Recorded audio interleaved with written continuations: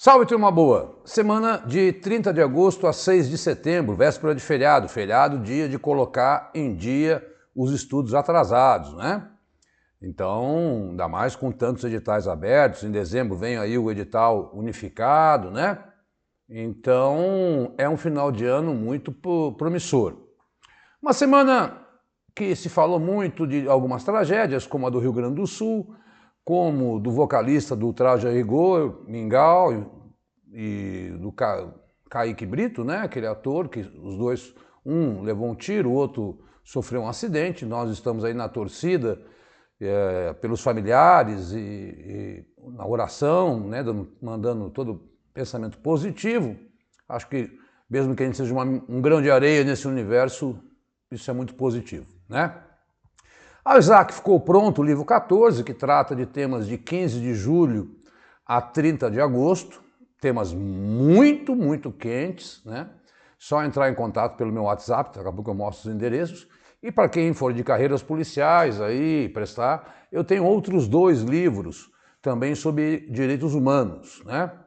Que obviamente eu não faço tantos volumes porque as questões se repetem. Vamos aos temas então, pessoal.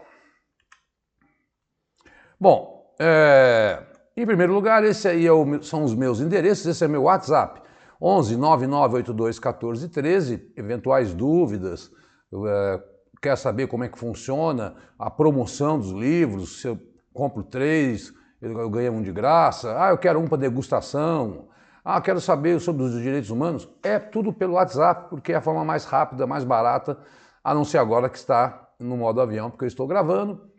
Se você não é assinante do Vencendo, venha para o Vencendo, que você tenho certeza não vai se arrepender, que é o canal que mais cresce no Brasil, aí com concursos municipais, estaduais e federais, sempre se atualizando com lives e correções de prova, comentadas, enfim, é muito vídeo, é muito vídeo. E segue a gente lá no Instagram, porque lá eu anuncio quando o vídeo, se você não é assinante e está vendo pela primeira vez, ou pelas primeiras vezes, é lá no Instagram que eu anuncio quando o vídeo está já no canal do YouTube do Vencendo Concursos. Para a sua organização, semana de 30 a 6 de setembro. Começo sempre com temas sobre o Brasil, fico pequenininho, depois saio. Toda notícia ela tem um eixo central, que é o que eu comento aqui, né? E de modo que não é para... Como é que eu faço para ler a notícia toda? Eu dou um pause, né? Então, eu saindo daí, a Câmara aprovou o projeto que prorroga a desoneração da folha de pagamento de setores da economia, que são os setores que mais empregam. São 17 setores, né? Essa desoneração vai até 2027.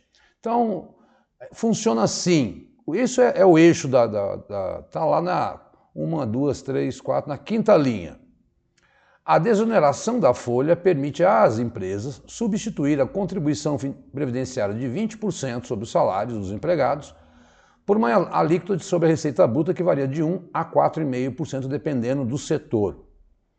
Esses setores empregam 9 milhões de trabalhadores brasileiros. E aí alguns exemplos, construção civil, transporte rodoviário, indústria têxtil, calçados, não é necessário decorar tudo isso. Mas se estimava que se não houvesse essa bondade do governo, né, 1 milhão e meio de pessoas perderiam seus postos de trabalho. Olha, hoje o ministro até desmentiu essa notícia, mas eu vou seguir o que a OMS diz, que eu acho que é mais, né, lógico, para não criar nenhum tipo de alerta. Brasil tem alta da Covid em onda que deve durar até 6 semanas. Taxa de testes positivos para a doença dobrou no relatório da Abramed, né? Isso tudo é associado a Aedes, que é uma subvariante da Omicron. Então, a OMS monitora a Aedes, a gravidade, apesar de ser mais transmissível, não está associada a casos mais graves. O Brasil enfrenta uma sazonalidade dos casos, com a maioria da população já tendo tomado doses básicas, mas o reforço só foi aplicado em 15%. Ela está pegando mais os grupos vulneráveis. A duração dessa onda deve ser de 4 a 6 semanas, então a minha recomendação é que você volte aí, olha lá, de 29 a 4 de agosto, 6%.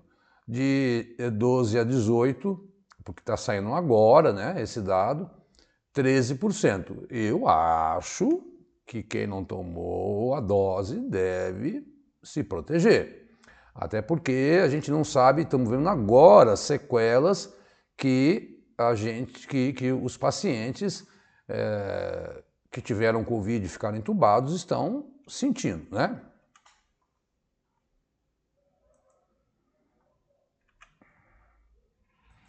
Bom, o governo enviou a proposta de orçamento para o Congresso vai votar, e alguns detalhes dessa proposta. O texto é longo aí e tal, né? Aumentar em R$ 101 o salário mínimo, 1.421, né? A nova regra substitui o teto de gastos, que já foi aprovado, né? Não confundir o novo teto de gastos com a reforma tributária. Então, o governo depende de receita extra de 168 bilhões de reais e conseguiu aprovar lá o voto definitivo no CARF. Com isso, ele já quer aumentar em mais de 60 bilhões, né?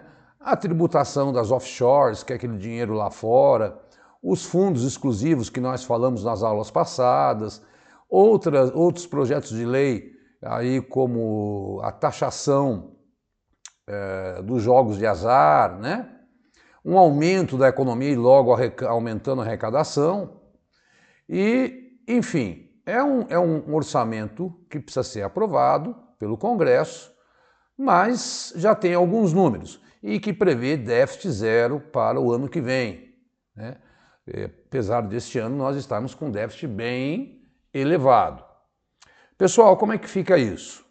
É aquela velha história. Bater no martelo do orçamento, a gente vem aqui e traz a você as informações, tá?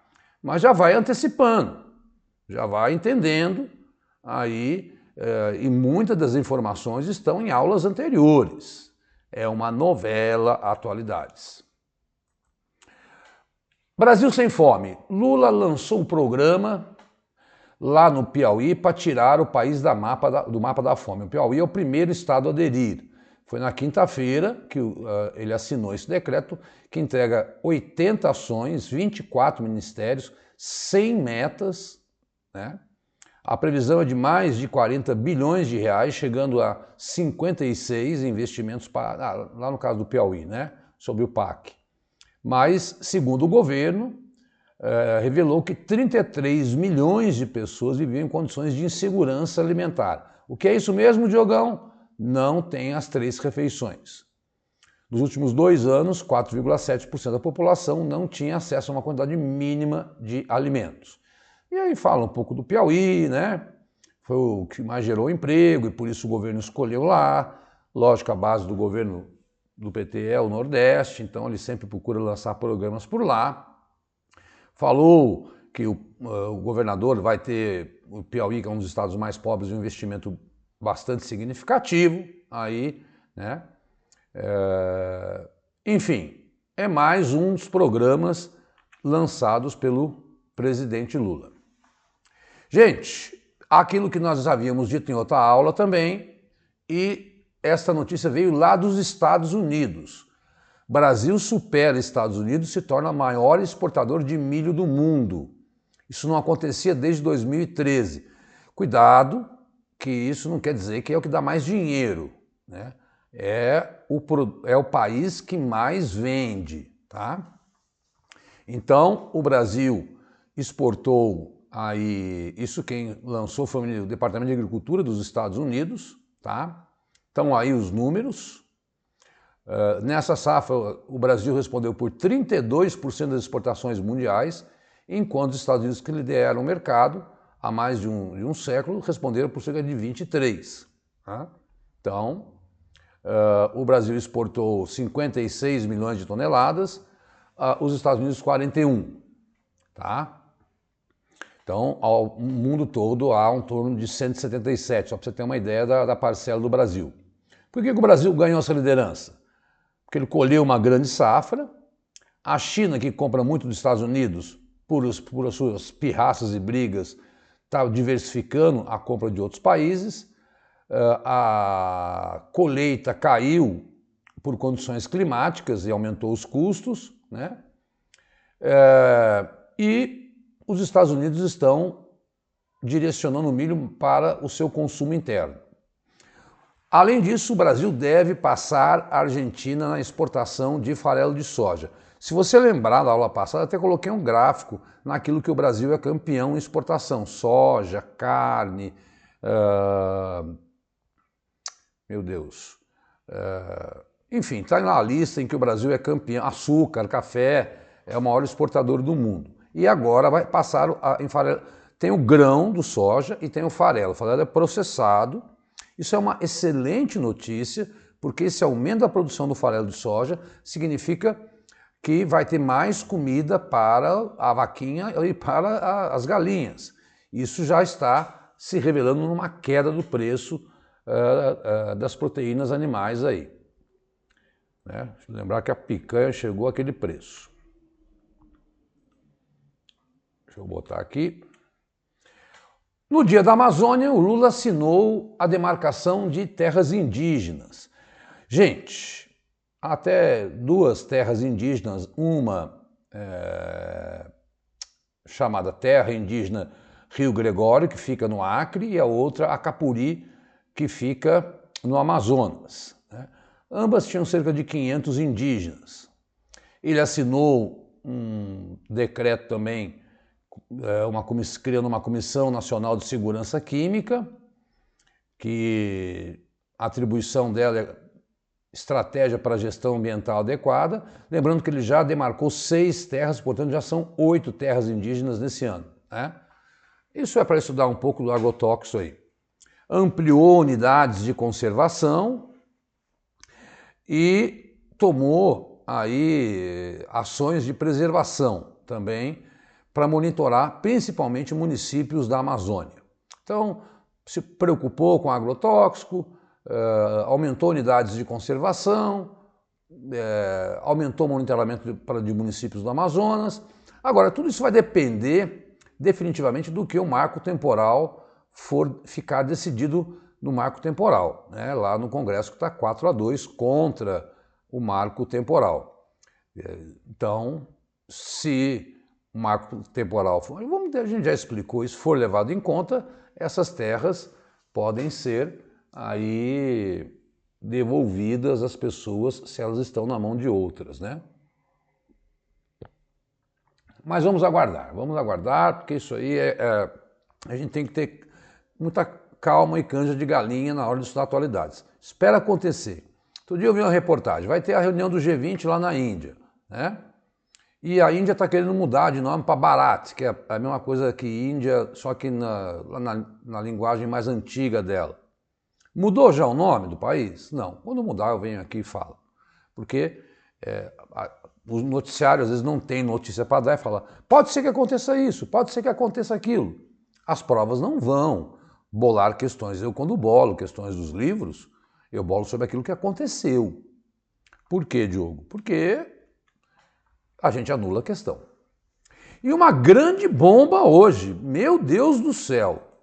Esta é uma bomba, foi o dia inteiro repercutindo, estava vendo notícias.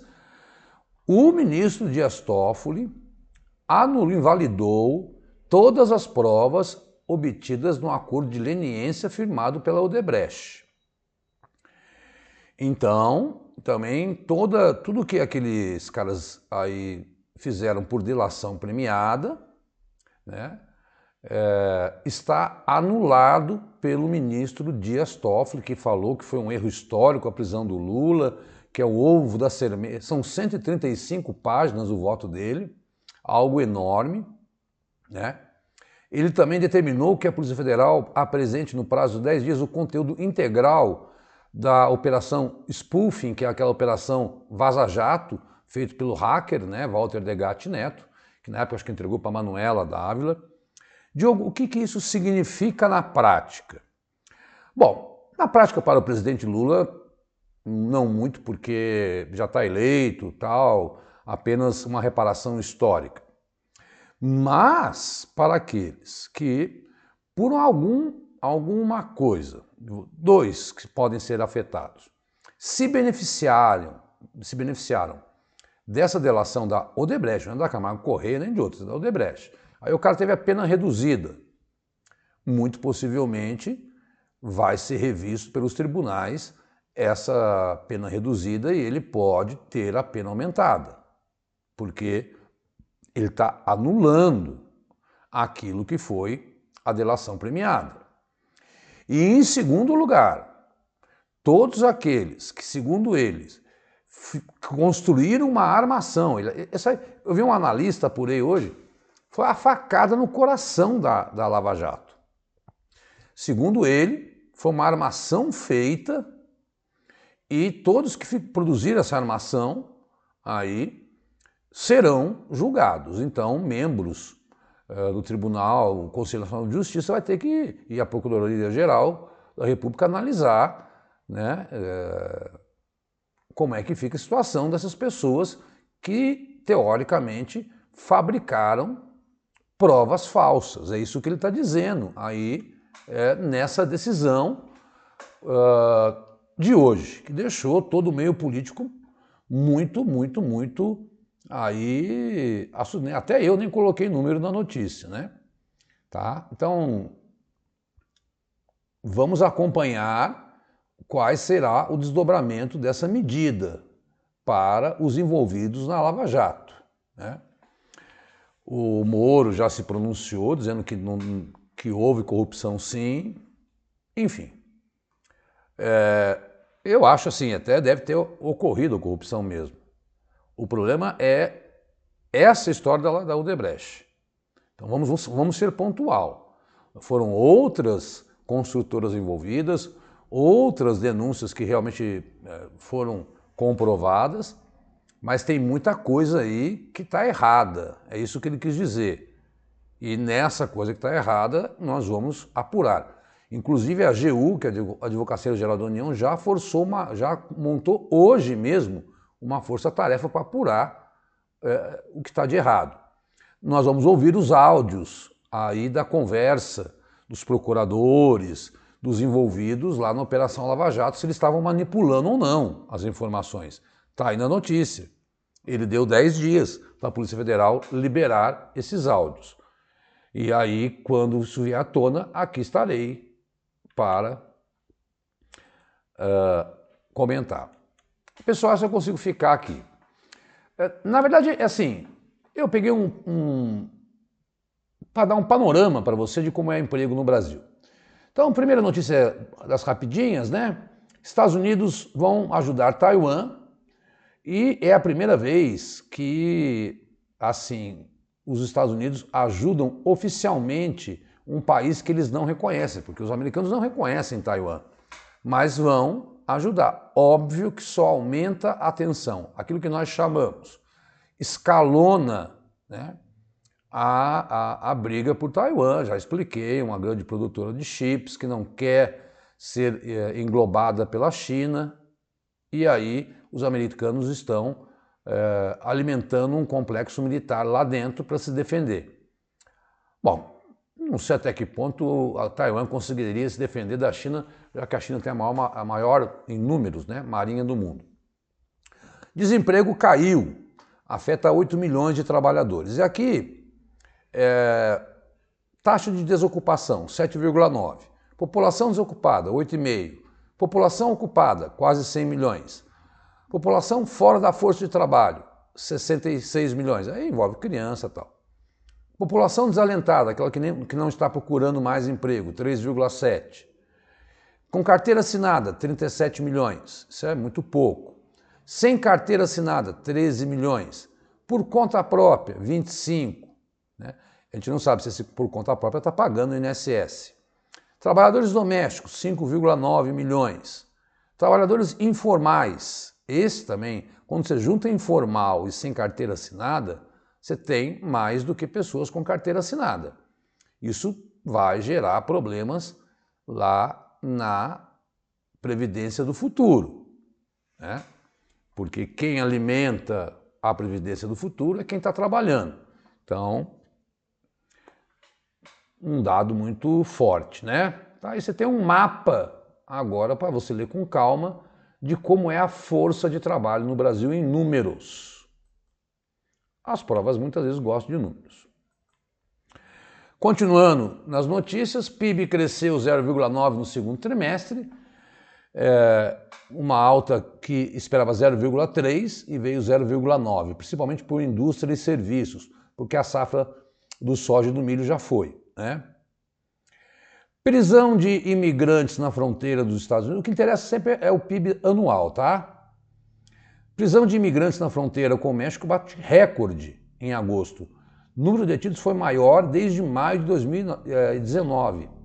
Detenções cresceram 30% nos últimos 2 meses, 91 mil pessoas, né? O Biden, pensando na sucessão, está endurecendo, porque é um dos pontos que, lá na política interna americana,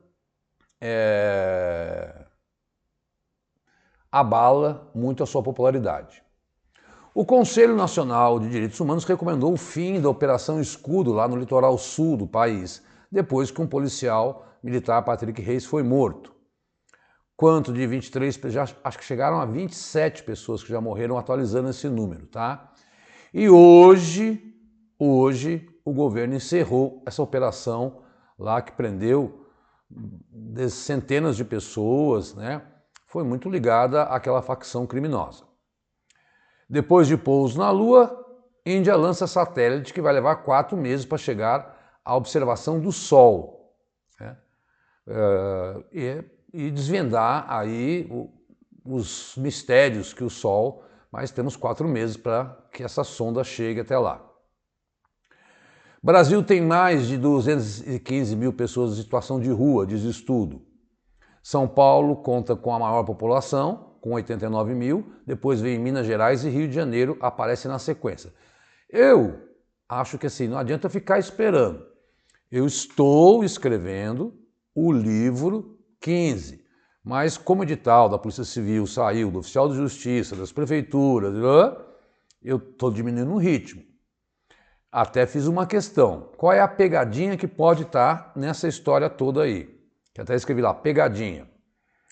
Em estados, a população de situação de rua é São Paulo, depois Minas, depois Rio. Em cidade, é a cidade de São Paulo, depois a cidade do Rio de Janeiro. Então tem que olhar com calma o comando da questão, se ele quer saber o estado ou se ele quer saber a cidade, tá?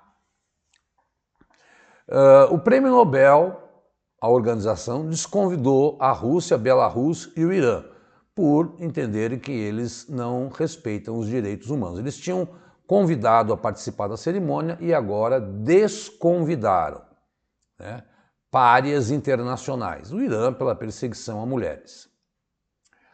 Gente, chegou a 28 mortes esse ciclone extratropical que atingiu o Rio Grande do Sul e é a maior tragédia natural do estado. Em junho morreram 16 e agora chegou a 28. Esse número vai ser atualizado, infelizmente. E os números são estarrecedores.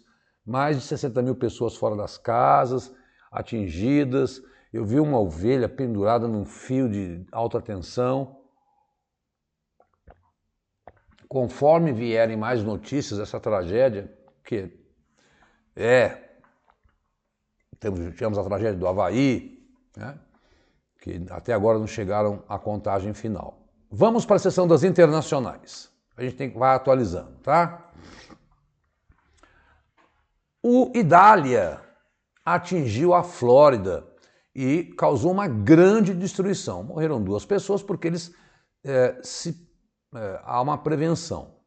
Eu gosto de contar uma história. Uma vez, quando eu dava aula no Anglo, naquele cursinho, lá nos anos 90, começo dos anos 2000, nós tínhamos a Semana do Saco Cheio, que era em outubro, setembro, outubro, né?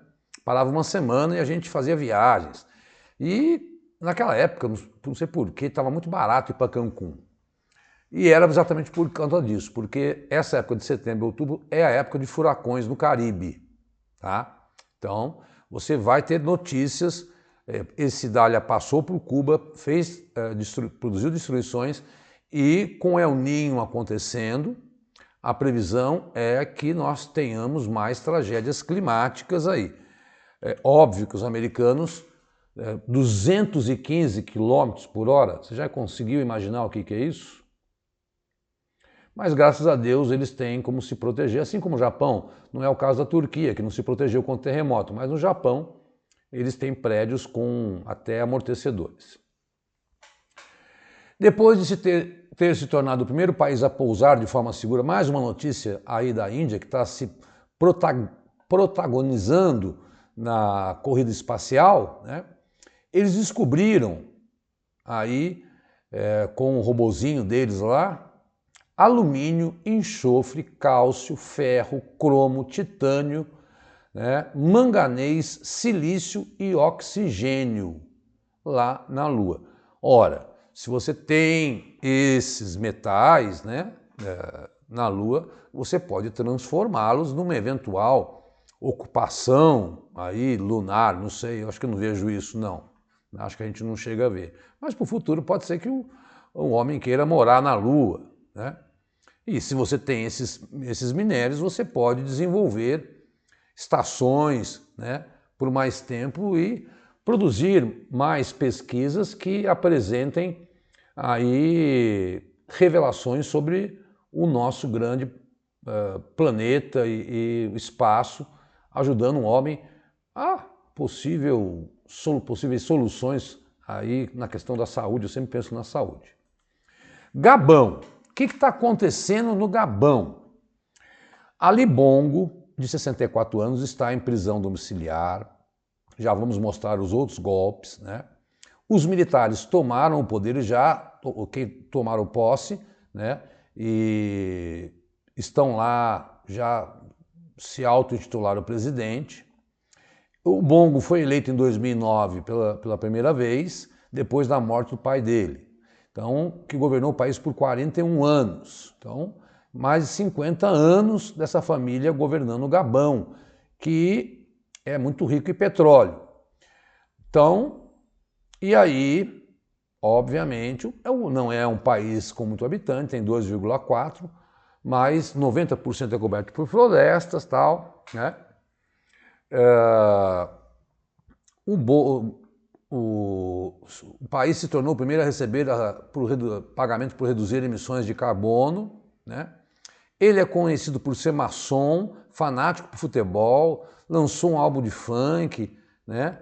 Se converteu ao islamismo, mas é importante a gente entender o que está por detrás desses golpes que estão ocupando uma região da África. Aqui, para você localizar o Gabão, tá? Então, mapa sempre ajuda aí, e ele ficou independente da França desde 1960. Muito bem, aqui acho que eu consigo ficar pequenininho. País 7 golpes em 2 anos. Então, olha só como é na mesma região, que era uma região de colônias francesas. Então, o Mali, 2 golpes, né, muitos do ano passado, Guiné, o Sudão, Burkina Faso, sempre golpes militares, Níger, que foi o último que eu falei, que está em guerra civil também, e agora o Gabão. Diogo, explica melhor. Gente, essas ex-colônias francesas, elas eram muito exploradas pela França e, de certa forma, havia aí um nacionalismo reclamante dessa exploração, porque a África é muito rica em minérios, tal, e multinacionais francesas atuando, forças militares francesas dando sustentação a esses pseudos democratas, né? Esses países são governados por uma elite e que os militares estão derrubando, muitos com o apoio do grupo Wagner, muitos estimulados pela Rússia, que está tentando se vingar do Ocidente, né? E porque a divisão de renda não é feita de forma adequada. Então, jovens e militares se sentem vilipendiados, roubados, aí principalmente pelo Ocidente. A Rússia e a China dão o seu empurrãozinho com a ajuda a esses golpistas, nesta especial região aí da África, que é a região do Sahel, o que revela um revés, né, um problema para a França nesse aspecto. Ela está perdendo apoio nessa região. O duro é que essas lutas civis produzem refugiados, produzem mortes, produzem violência, né, como no Sudão, contra mulheres e crianças e vulneráveis, né, e acaba não saindo de uma coisa boa para uma coisa, de uma coisa tranquila para uma coisa boa, de uma estabilidade, né, para uma coisa boa. São golpes militares e aí a coisa entra em atrocidade. Mas é um fato, um fenômeno que lembra muito aquilo que a gente chama de Primavera Árabe, né? Quando os países lá da Arábia, árabes fizeram uma série de revoltas, um estimulando o outro. Isso gera muita instabilidade, mas não tenha dúvida, todos os analistas são claros em dizer que a Rússia está por detrás disso. E aí a Rússia disse essa semana, na sexta-feira, que o míssil nuclear mais poderoso do mundo está pronto. É o RS-28 Sarmat, conhecido como Satan II.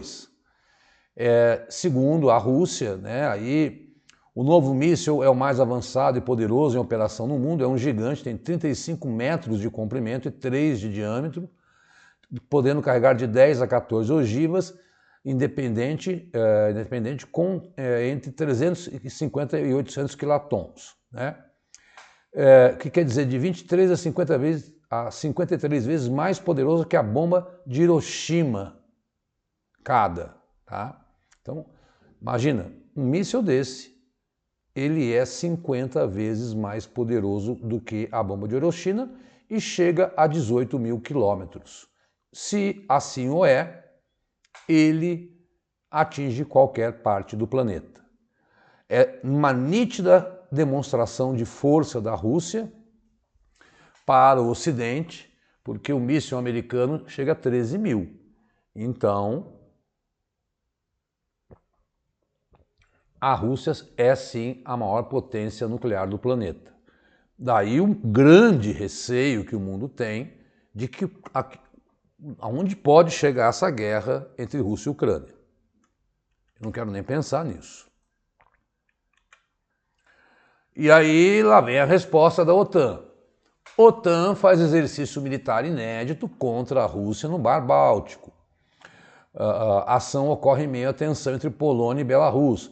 Por quê? Porque o grupo Wagner se instalou em Belarus. Belarus é aliado da Rússia e a Polônia é quem vem mais fornecendo armamentos para a Ucrânia. Então, Polônia de um lado da Ucrânia, Belarus do lado da Rússia. E o Mar Báltico é o mar lá do norte, né? Mar do Norte, lá ao norte, que faz fronteira com a Rússia. Será no sábado, dia 9, estou gravando hoje, quarta, dia 6, e é a primeira vez que eles vão fazer exercícios militares lá, tá? Então, depois dá um pause aí, né? Dá uma lida com calma nessa notícia. Vamos aguardar também como é que vai ser esse exercício.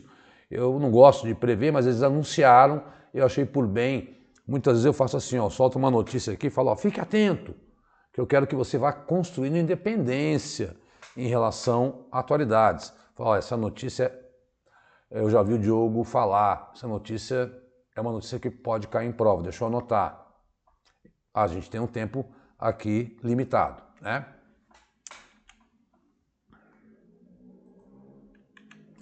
Aqui eu coloquei um infográfico que eu adoro esses infográficos, né? Novo BRICS terá 45% do petróleo global. Então, Está lá. Então, petróleo e gás. Quantos por cento, né, BPD, a porcentagem tal do Brasil? A primeira, Rússia, Arábia Saudita que entrou, China, Brasil está em quarto lugar, né? Etiópia não tem petróleo, África do Sul não tem petróleo, mas juntos os novos BRICS que tinham 23% do petróleo, agora detêm 45% do petróleo e 36% do gás natural, naturalmente pela entrada da Arábia Saudita, do Irã, né, dos Emirados Árabes, que são países que têm uma grande produção de petróleo aí no mundo, né? Então esses países árabes aumentaram muito esse poderio dos BRICS, que passa a valer a partir de 2024. Lembrando que a reunião do G20, eu trago a aula que vem, que será na Índia, porque será nesse final de semana lá em Nova Delhi. E aí, bom, tá, não precisava nem ter dito isso. O Xi Jinping diz que não vai participar da reunião do G20, que é a reunião das 20 maiores economias do mundo, vai mandar um representante. Nós já sabemos que o Vladimir Putin também não vai, porque ele pode sofrer prisão internacional. Motivo: a Índia, mesmo participando dos BRICS, tem uma pendência histórica com a Índia por fronteiras. A China até outro dia lançou um mapa anexando territórios da Índia. É uma disputa por mercado, né, na Ásia, e os lados aí, né, acusam a Índia de estar muito ligado aos Estados Unidos, e aí a China fica nesse novo desenho mundial, querendo estar distante do Ocidente. Quando ocorrer e sair um documento do G20, sei lá se vai sair, por conta dessas pendências, não participação da Rússia, não participação direta da China, o Biden queria encontrar com o Xi Jinping, na quarta-feira que vem, que vai ser dia 13, eu trago aqui.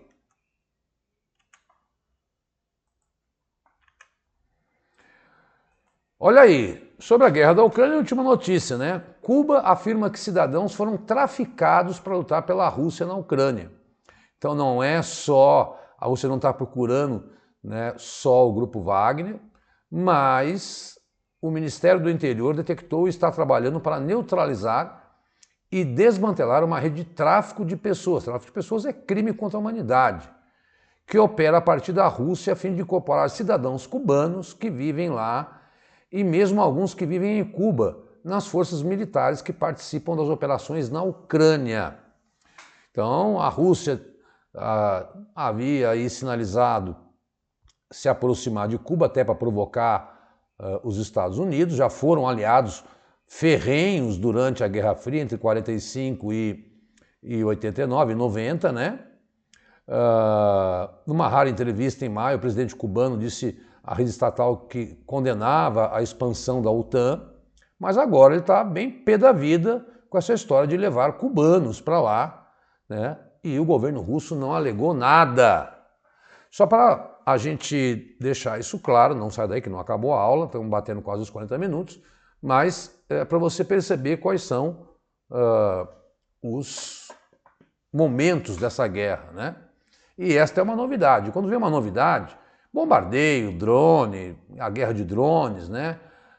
Que é uma realidade constante, ataques frequentes, é a coisa de uma guerra que se eu todo dia ficar trazendo um boletim aqui, eu só falo disso. Eu pego a notícia nova, né, e coloco, olha, tem mercenário cubano lutando lá. Turma boa! Esse para mim é um grande momento de muita felicidade, porque é onde não é que eu faço o meu jabá, eu conto o que existe para você, né? O primeiro livro, Da Esquerda para a Direita, o Marrom, ele trata de temas de fevereiro a abril desse ano, são 120 questões, Brasil e mundo. O preto do meio trata de temas de 2 de abril a 1 de maio, eu estava conseguindo fazer um livro por mês, tá? Porque estava com um pouco edital aí, mas agora explodiu, né? E também isso depende muito de assunto, né? Quando você tem uma semana quente, bom, essa notícia do Toffoli hoje foi a notícia mais quente dessa aula de hoje, né? As notícias sobre o cenário da população econômica brasileira, trabalhadora brasileira, né? O exercício aí da OTAN inédito, o golpe no Gabão, são temas muito fortes para essa aula e que viram questões. Eu tenho o livro, aqui estão o 10, o 11, o 12, o 9 ele faz a transição de 2022 para 2023, que eu comecei em dezembro e terminei em fevereiro, tá? Porque no final do ano as festas param. O livro 13, demorei 45 dias, temas de... Você vê que eu termino um, no outro dia eu começo o outro, né? Então, por exemplo, no dia 31 eu comecei o livro 15, não sei quando vai acabar. Diogo, quanto custa cada livro desse? Que é o que interessa para vocês, eu sei. Uma Heineken, R$25. Gente, vocês não podem imaginar, tem mais de 100 páginas, todas comentadas, questões inéditas. O que vale é o comentário, o comentário eu aprofundo, temas que não estão aqui. Por exemplo, morreu o ex-ministro Fernando Henrique, José Gregóri. Esqueci de falar, mas já virou uma questão do livro 15. Tá? E aí, Diogo, o que eu faço? Olha, você pega o seu edital, conversa comigo, fala, ó, eu nesse momento vou comprar 2 livros, do outro mês eu compro mais 2. Legal. Pegou 3, eu faço um desconto. Eu faço, olha, comprou 3 livros, leva 4. Leva 4, fica com 400 questões, eu faço por R$80. Eu dou um desconto de 20%. Né? São 400 páginas para você estudar e eu tenho convicção que com as aulas assistidas aqui, com os livros em mão, treinando, lendo os comentários, você vai gabaritar atualidades, vai facilitar a sua vida nas disciplinas de português, para interpretação de texto, vai lhe dar repertório para redação. Como eu faço? Olha, no Hotmart sempre é mais caro, tem lá muitos. Eu não botei esse último lá não. Manda um WhatsApp para mim. Aproveita a promoção, né? Que eu quero te ajudar. É uma forma, assim, de eu ter um material que eu sei que é inédito. Porque o que fazem outros colegas? Pegam questões de provas e que, sinto muito, né? Todo mundo vai olhar a questão da prova já. Esta inédita é só quem compra, né? Porque, logicamente, não pode repassar, porque tem crime de direitos autorais e tal. E eu acho uma besteira a pessoa comprar um livro e depois ficar repassando, tá? Então, manda um WhatsApp pra gente que eu envio em PDF, faz um Pix, é a forma mais simples, tá? A gente, todo dia, 2, 3 pessoas do Brasil inteiro entram em contato comigo, ou para saber ou para comprar, né? Tem livros de direitos humanos também, para alguém, se for prestar Polícia Civil aí de São Paulo, que saiu edital com 3.500 vagas, é o mesmo WhatsApp, tá bom? Assina aí o Vencendo Concursos, eu costumo dar a seguinte dica, manda uma mensagem para o Cristiano, pede desconto, negocia, diga qual é o concurso que te interessa de prefeitura, se é um concurso, enfim, que ele vai te ajudar, ele vai fazer um plano de estudo com você, ele vai fazer um cronograma, ele vai dizer onde é que são os pontos principais do edital, ele vai te orientar até, às vezes o edital é muito grande, qual é melhor você estudar. Tá? E aí tá os endereços, você está vendo o vídeo pela primeira vez. Esse é o último? É o último, exatamente. Turma boa?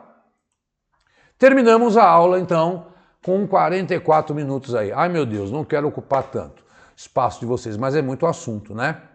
Muito obrigado mais uma vez, bem-vindo ao canal, pela força, pelo apoio.